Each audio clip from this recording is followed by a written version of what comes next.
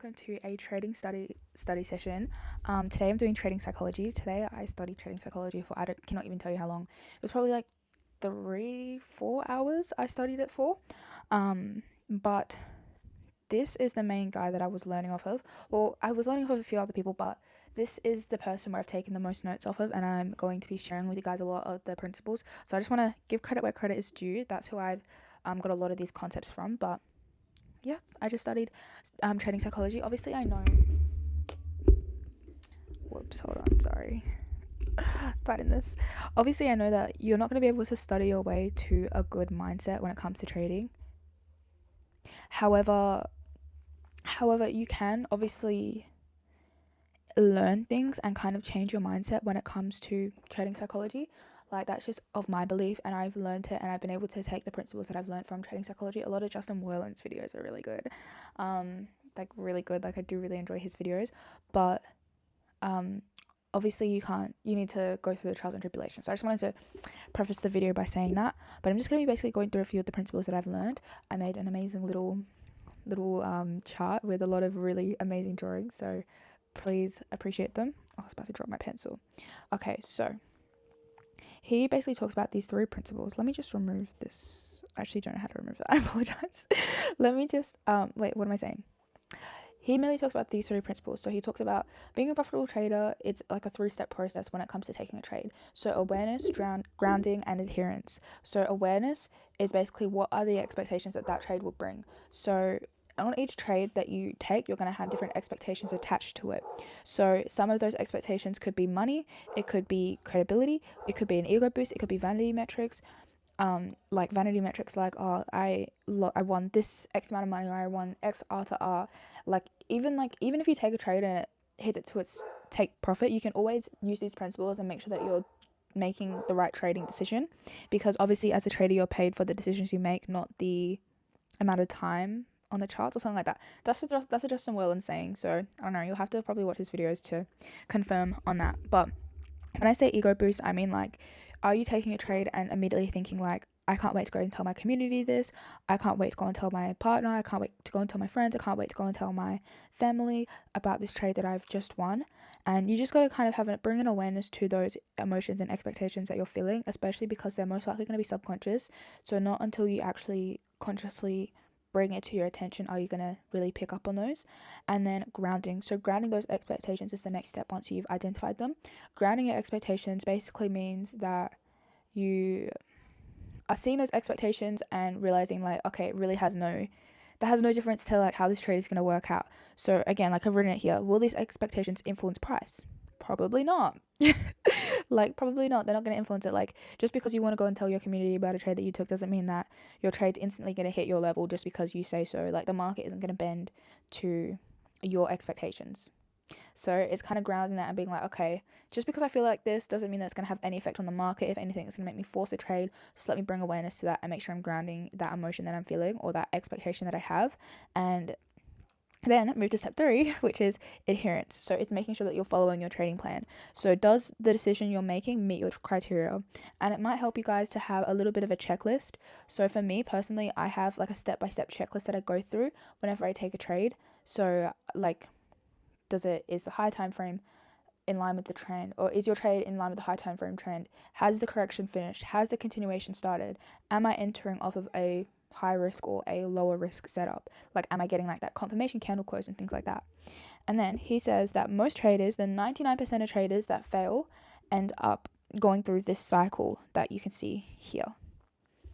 Let me turn this on. It's gonna be so much easier if I go like this. This cycle that you are seeing right here, where traders will be feeling good, they'll be feeling great, they'll go on this uptick of, making money, and then they'll get overconfident, they'll feel invincible, and then they'll end up just losing a bunch of money. And then they'll end up back at step 1, break even, and then they'll go through the cycle again and again and again. That's because they take a win, they feel invincible, and then they get overconfident, and they don't stick to their rules. And then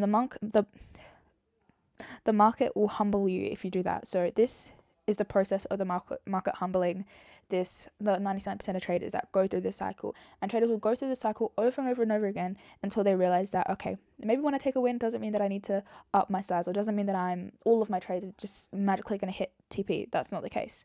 So we want to obviously be like the top 1% of traders who ground their wins and ground their expectations. I don't know what this is, therefore it looks ugly.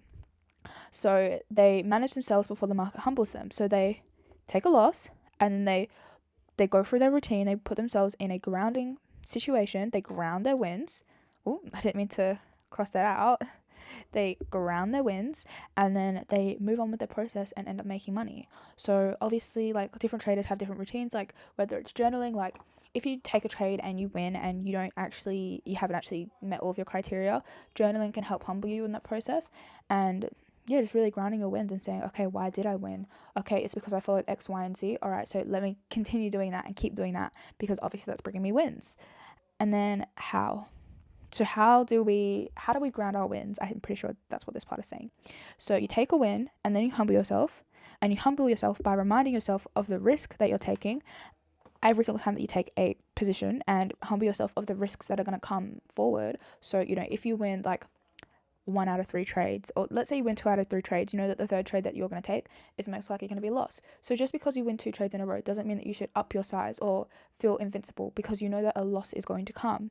And then also remind yourself of the big picture. And here comes my amazing drawing of a puzzle. So every single trade that you take is a part of this bigger picture. So just because you take one loss doesn't mean you're going to lose everything, but just because you take one win doesn't mean you're going to win everything. It's going to look different every single time. Some days, say the market conditions aren't good and you haven't taken note of the market conditions not being good, and you're just taking your normal setups instead of maybe taking a confirmation setup, your trading months might look like this, but you might still be profitable overall. And that's okay. So you need to just know what you're like. You need to understand your strategy on a deeper level, and you need to be able to understand, like, okay, if I take X amount of losses, am I still going to win? Like, this is a 50% win rate, but imagine if they have a 1 to 2 risk to reward. So for each win here, they're making $100. So this would be $300. But then for each loss that they take, that's going to be, say, $50. So all in all, that's only $150 loss. So all in all, they're going to be in profit for all in all, they're going to be in profit for $150, even though they've taken all of those losses. And that's why it's important to understand your process and how it works. I've really messed up my amazing drawing that I did, or my amazing little whiteboard presentation that I did, but that's fine. So if you take a loss, you don't want to obviously beat yourself up and be like, I'm an awful person. It's the exact same as this process. If you take a loss, you know that a win is going to come, and if you take a win, you know that a loss is going to come. So you just need to stick to your process. So if you take a loss, you want to make sure you're lifting yourself up. Here's a lovely little diagram. So as part of the process, you're going to make wins. You're going to make wins and you're going to make losses, and each loss that you take is going to lead to a win eventually, as long as you stick to your plan and you don't end up in the cycle that all traders go through, where they're just taking losses on losses because they take a win and then they feel invincible. You want to not feel like that, and you want to make sure you're not doing this. So anyway, back to where we were.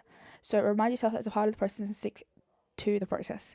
And before you take a trade, you want to analyze your expectations, you want to ground them, and you want to follow the plan. Similar to what I said before, pretty much the exact same thing as what I said before, actually. So once you analyze your expectations and you ground, which your expectations are the negative things that are affecting you, you ground them, you're back on a good clean slate, and then you follow your plan, is where you're actually going to see the change. I love these little like sticker things. They actually made me so happy. Let me show you guys. Like, look at how cute that is. Look. Wait. I promise. Wait. See, it's got like a little... I love it. Anyway, I'm distracting myself. Revenge trading and spiraling. So I just watched a quick video on this, and he was basically saying that when you revenge trade, you want to realize what from your past it's bringing up for you, because it's usually going to be stemming from some type of issue. So whether that's, feeling like you're in a lack mindset, feeling unconfident in yourself, feeling all different things. Honestly, you can feel all different things that from your past that is going to bring it up for you, but you have to kind of catch yourself on the moment, being like, why do I feel like I need to take more trades? Is it because I have a lack of trust in my process? Is it because I want to prove people wrong? Like, these are all things that can impact that, and you want to get to the root cause of it and figure out what actually is going on. And profitable scaling system. Yep. Okay, this is the end of my little study session recap. but you want to find a profitable scaling system. Actually, no, this is his profitable scaling system, sorry. So you want to find yourself a profitable edge. So you can see in this little diagram that I've done, there's a dip in here, but at the end, you still come out in profit because obviously you're growing, you're taking a small loss, but you're growing, and you're taking a small loss, but you're getting profitable in the end. So you want to find a profitable edge that works with your strategy, and then you want a mechanical trading plan. Now, a lot of trading plans aren't going to be completely mechanical. Like, you're going to need to use your discretion. You're going to need to analyze the overall market conditions before you take an entry if you want to have like a higher win rate. If you're okay with having like a mechanical setup and just having like a lower win rate, but you're just taking like when X does Y, I place trade, then that's totally fine. But for me, I find that it's better if I analyze the actual market conditions and what price is doing and read the overall story of the charts, like, you know, reading the economic news and understanding, you know, who's the president, who's, you know, what's going on in the market, like what different global conflicts are we having. Like, I know that there's something going on with Trump and China at the moment, like the US and China. So again, like, that's just for me, but on here, it's like at the end of the day, mine's mechanical. Like, I want to have XYZ criteria met, and I want to analyze the overall and feel confident enough to take this trade.